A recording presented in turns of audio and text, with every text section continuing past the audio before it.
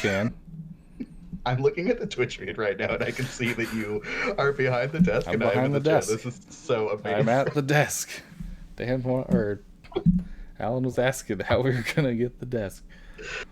There we Holy go. shit! I Even love better. it. I love it. There we go. I'm gonna buy VCam for everybody so you can all do the really bad green screening. All right. So welcome, Dan. You've been doing a bunch of stuff on the internet lately. It seemed like you got the thing going a few weeks ago, and have just been plowing away. You hit affiliate recently. Congratulations. Yeah, thank you. I appreciate that. Pretty awesome. So when you started your Instagram, which I don't know when it was actually, but whenever you started it, did you have like, this is sort of going to be the beginning of how I get into streaming, or did that come along later? I mean, obviously COVID kind of made a lot of people change trajectories, but what was your initial plan with MTG Instagram? Well, I actually started back in. I think the I I'm gonna say like an actual month because I actually just looked at this recently, like what my first post was on Instagram. I think it was in February of 2018 that I joined, and it was right around the time when I bought my first Gaia's Cradle. I had this binder full of like $5 rares that I didn't use, and I was like, you know what, like all of this stuff could be one Gaia's Cradle, and I would love that Gaia's Cradle. So I made that trade, and then I had this Gaia's Cradle, and I was so happy about it, and I didn't have anyone to like really show it off to because I had like a very small play group in my area, and like I was just in love with it, and I wanted to show it to more people. So I was like, oh, like I'll get on Instagram, and that's the thing that people do. They just like share things that they enjoy on Instagram.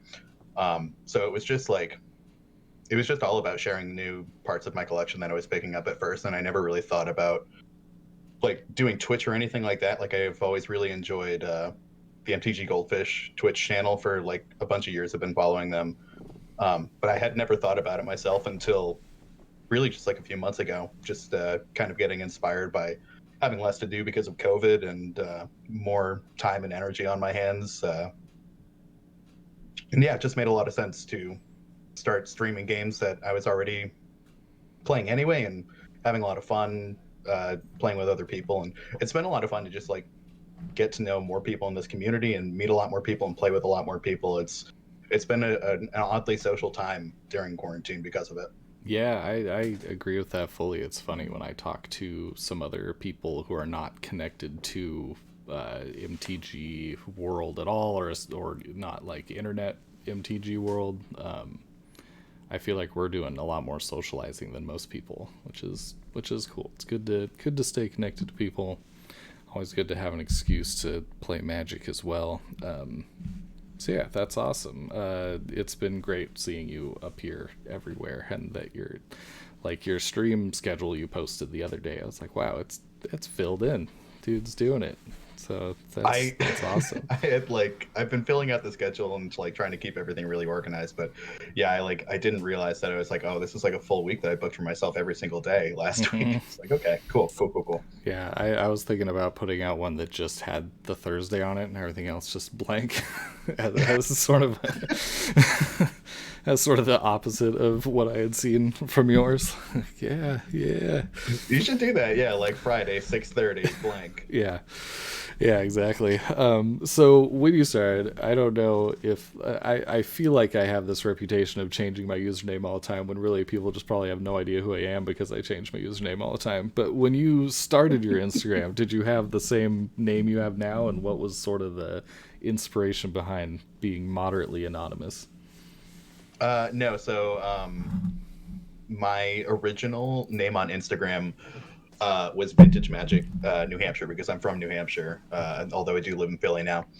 Um, and I just started gaining a lot of followers, and it just came to be this point where like multiple people would message me, confuse me for Daniel Chang, who is the person who runs Vintage Magic, the popular like YouTube channel and website and other stuff. So it's just like, oh, I gotta find a different name. So it's just kind of like brainstorming with a friend of mine, and she was like, well, what do you want to be known for? And I was like, I don't think I want to be known for anything. I'd like to like remain moderately anonymous for the rest of my life. So I was like, oh, that actually like sounds uh, really good. all those words together. So moderately anonymous MTG. Yeah, it's funny. It's one that's like it's very long but very easy to say still. So it's a good username. It's also funny because I feel like you're like not very anonymous.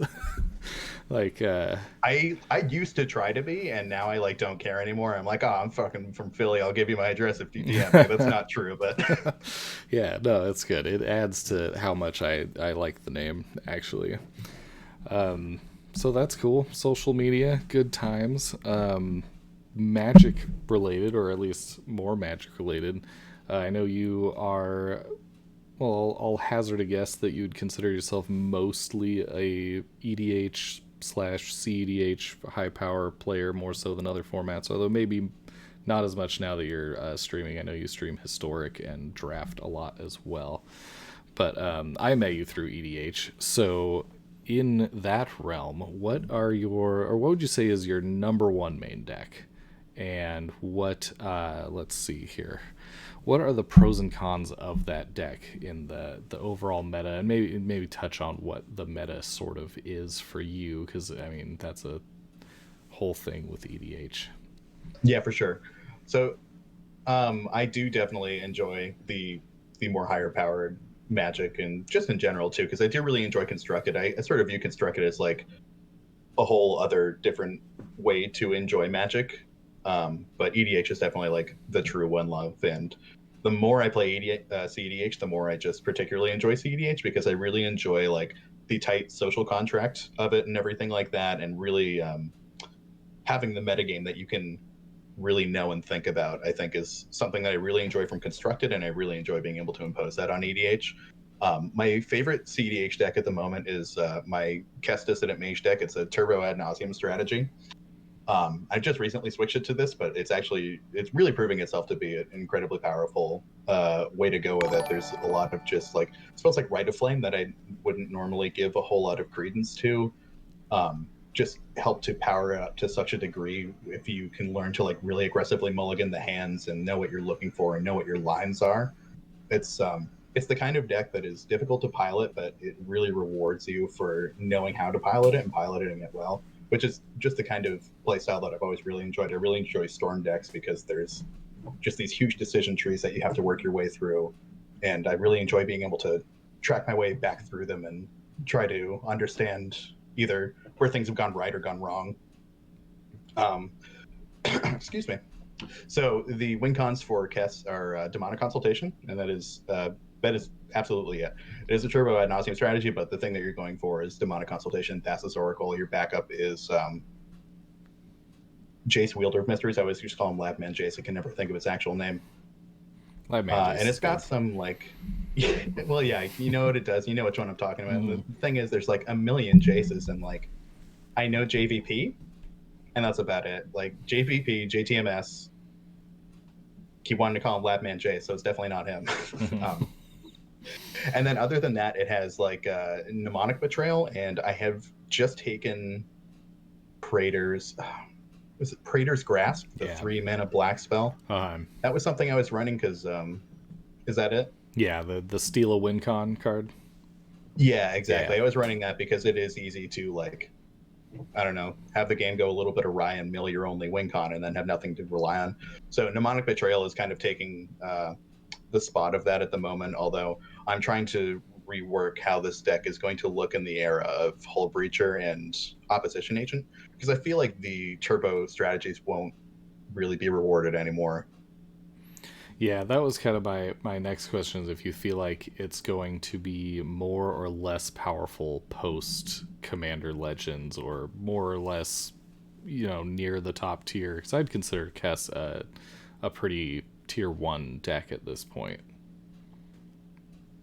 It's still considered in as far as the standings go on Tapped Out or whenever they keep it of it being like in the wider meta tier 1, and it seems like it has the versatility to be, and I think that's what keeps it strong in the future is that it is just a really versatile kind of deck that it can lend itself to these turbo strategies, but it can also really lend itself to a control kind of strategy that can go longer, and the kinds of cards that are coming from Commander Legends, like the Hull Breacher and Opposition Agent, not necessarily Jeweled Lotus, but Those very extremely powerful cards are cards that really just benefit Kess and the kinds of things that it would like to be doing.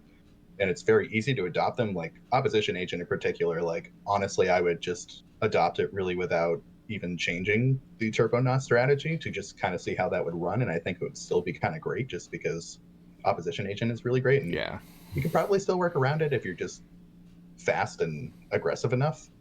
Hull Breacher, I think, brings in a whole new that was a whole second like emotional journey that I went through understanding Hull Breacher and what that's going to mean, because really the main strategy that you're going for is getting an early ad nauseum, but the thing that you can do if you're not going to ad nauseum is to get off an early time twister or some sort of Wheel of Fortune effect.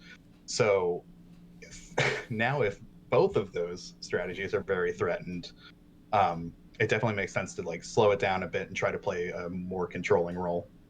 Yeah, yeah. Hull Breacher actually I think might be my favorite card from Commander Legends so far. I just love wheel payoffs like Narset, stuff like that. Payoffs, kind of quote unquote, but stuff that makes your wheels even better.